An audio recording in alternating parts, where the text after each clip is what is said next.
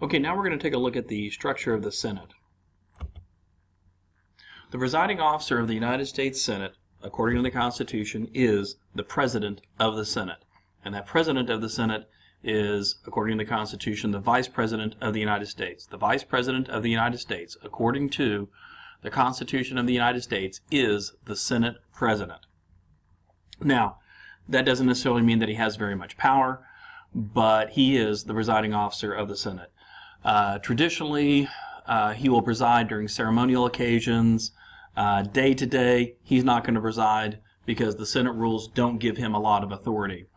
Furthermore, he doesn't get to make any motions. He doesn't get to speak in debate. All he can do is preside, and the Senate rules do not give the presiding officer very much authority at all. He does have some influence if he's there to break a tie, but that rarely happens. So again, being president of the Senate really isn't that big of a deal in terms of power and influence. In the absence of the president of the Senate will select someone to serve as Senate President pro tempore. By tradition, that person is the senior-most member of the majority party. The Senate will select, every 2 years, a senator to serve in the capacity of Senate President pro tempore, and they will almost always pick the senior-most member of the majority party. And this will sound kind of crazy, but even this person doesn't preside that much. The Senate President pro tempore is a largely ceremonial position, again presiding during ceremonial events or ceremonial occasions whenever the Vice President isn't there. The Senate President pro tempore is also third in line to be president, so that's kind of important. And occasionally this person might preside if it's a particularly complicated piece of legislation or an important piece of legislation, but for routine day-to-day operations, this person will not preside. Presiding over the Senate on a day-to-day basis will be done by junior members. Junior members specifically of the majority party. There'll be some sort of rotational schedule where every new member of the Senate of the majority party will be expected to spend some time in the chair of the Senate presiding over it. This is not to say that junior members are Senate President pro tem. They aren't. They're just said to be exercising the duties of the chair. That's the verbiage that's used. Now, this fact should illustrate the lack of power that the presiding officer has. Think about it. The Senate presiding officer, or the usual presiding, the person who usually presides over the Senate, is a junior member. That should tell you that presiding over the Senate is not a source of power and influence. So who are the important people in the Senate? Who are my term, power players? The most important person in the Senate in terms of power and influence is the majority leader, or full title, majority floor leader. The majority leader is the true leader of the Senate. Okay, this person is the one who represents the Senate in negotiations with the House and negotiations with the President and so forth. It is not the Senate President. It is not the Senate President pro tempore. The Senate Majority Leader is the leader of the Senate as well as the leader of the majority party. Assisting the Senate Majority Leader is going to be the Majority Whip, who has a similar function to the House Whip. The job of this person is to round up votes. Occasionally, this person could be referred to as Assistant Majority Leader, although I think the textbook probably still uses the term whip, and both terms would be okay. For purposes of the exam, you may want to stick with the term whip, but don't be confused if you see the term Assistant Leader. That is used on occasion. Chair of the Majority Party Conference, again, that position corresponds to the Chair of the Majority Party Conference in the House of Representatives. It's all about committees. As previously mentioned, Congress is sometimes referred to as government by committee because that's where the real legislative work takes place, and in reality that's where the decisions are actually made. What happens is decisions get made in committee, real decisions get made in committee, but then they have to be made official by a majority vote of both the House and the Senate. But the real work, the real negotiation of legislating all takes place in committee. There are different types of committees in the House and in the Senate. First one is going to be called standing. A standing committee is a permanent committee. Each standing committee has a different jurisdiction or a different set of topics over which it will legislate. Temporary committees are referred to as ad hoc committees, special committees, or select committees. These committees only exist for a short period of time. They're usually created to handle a special topic or conduct an investigation. They are not permanent, as are the standing committees. Standing committees are permanent.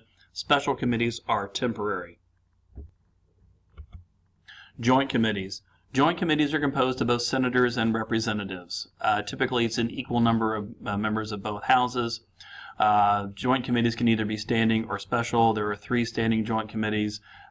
You're not going to get asked that. It's not that important. Occasionally, there'll be a select joint committee that's called to do some sort of investigation. Joint committees are relatively rare. Primary work in Congress takes place in standing committees of each house.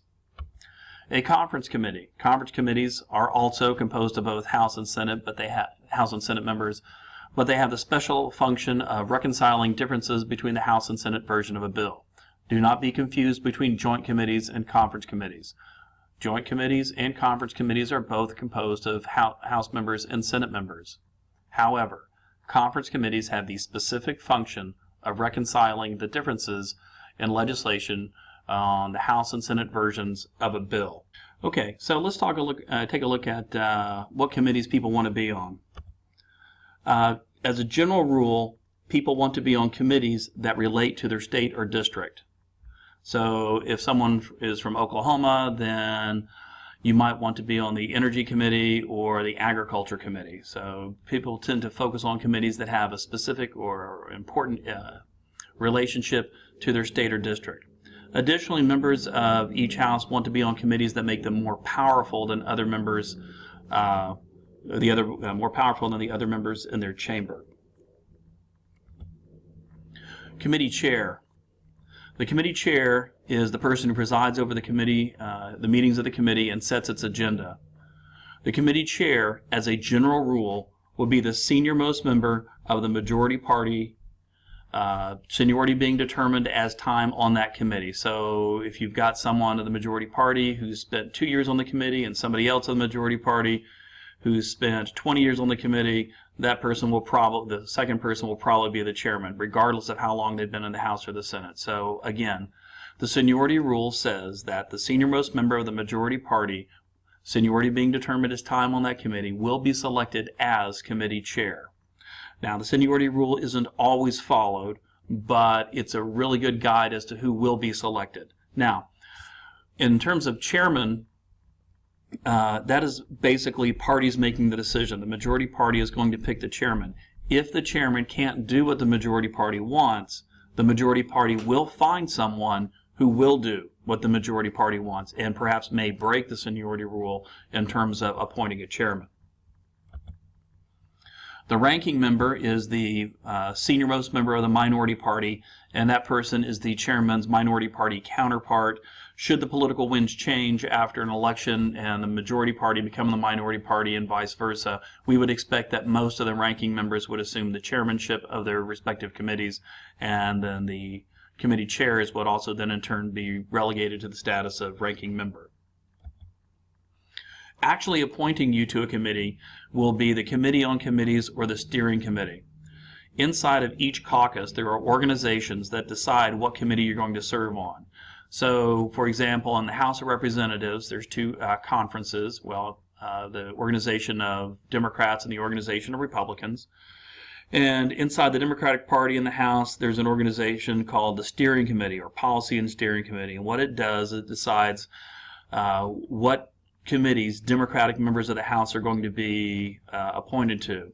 Over on the Republican side of the House, there's the Committee on Committees, and they decide what members in their conference will be appointed to what committees. So in effect, each party draws up a list of its membership that it wants appointed to respective committees, and then those lists are then approved by the entire House and, of course, the entire Senate, and then are made official at that point in time. The ratio to Democrats to Republicans on each committee will reflect that party's strength in the House or Senate. So, for example, if the Senate is composed of 60% or 60 senators that are Democrats and 40 senators that are Republicans, we would expect a 6-to-4 ratio or a 60% to 40% ratio on all Senate committees, and the same basic policy will be followed in the House of Representatives. Okay, it's all about committees, specific committees in the House that are important. The absolute most important committee, most powerful committee in the House of Representatives, and for that matter, if we looked at both House and Senate together, would be the Rules Committee. The Rules Committee of the House of Representatives, for the most part, sets the agenda with input from the majority party leadership, and it will write a rule for each bill. The Rules Committee sets the agenda and writes the rules under which each specific piece of legislation is considered. Each bill, when it comes up in front of the House of Representatives, has a rule written by the Rules Committee that regulates debate and amendments. The debate time is set by the Rules Committee. That's not that big of a deal. Debating the bill 1 hour, 2 hours, it doesn't really matter that much. What does matter is, will the full House be allowed to amend the bill? The Rules Committee could write a rule that says no amendments would be allowed from the floor of the House. So the bill would have to be voted upon as it is. No changes, up or down. This is called a closed rule. If the Rules Committee issued a rule that allowed the House of Representatives to offer amendments to the bill, this would be called an open rule. If perhaps the Rules Committee said only certain sections of the bill would be open for amendment, that would be called a modified rule. So the Rules Committee is incredibly powerful. Finally, the Rules Committee has the ability to amend any piece of legislation that goes through it, and since all bills go through it, in effect, it can amend any piece of legislation.